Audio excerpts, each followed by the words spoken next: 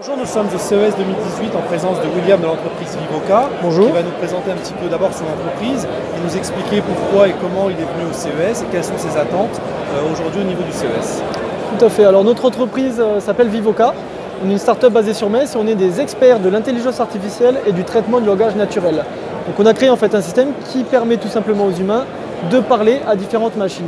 Donc cette technologie, on l'a intégrée dans notre produit qui s'appelle ZAC et qui est un majordome, en fait c'est le majordome de la maison qui apparaît sous la forme d'un hologramme à qui on peut parler et qui nous répond. Donc il n'y a rien de plus simple, vous arrivez chez vous et vous n'avez qu'à dire bonjour Zach, comment vas-tu?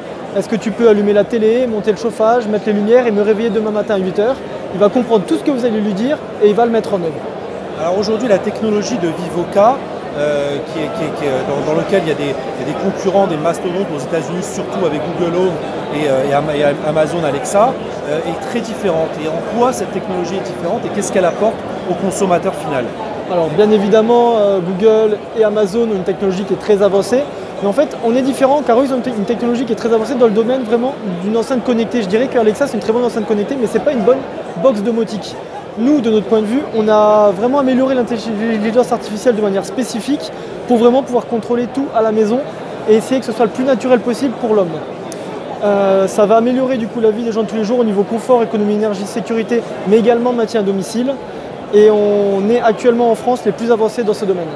Alors aujourd'hui, la venue au CES, comment s'est-elle faite et comment vous avez été accompagné pour venir au CES et finalement quels sont les retours après une journée et demie de CES?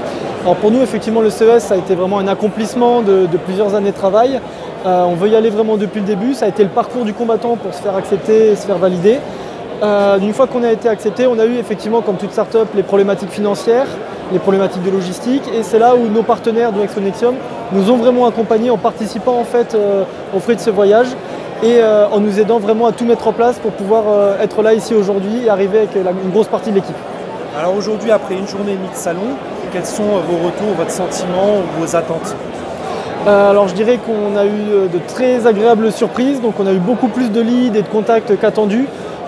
Pour autant on est arrivé à 7, donc on n'était pas sûr du coup de est-ce qu'on serait pas trop pour ce salon. Au final on est clairement sous-effectif, on n'aura malheureusement pas le temps de tout couvrir. Donc je pense qu'on aura un après-CES qui sera encore plus violent qu'un CES.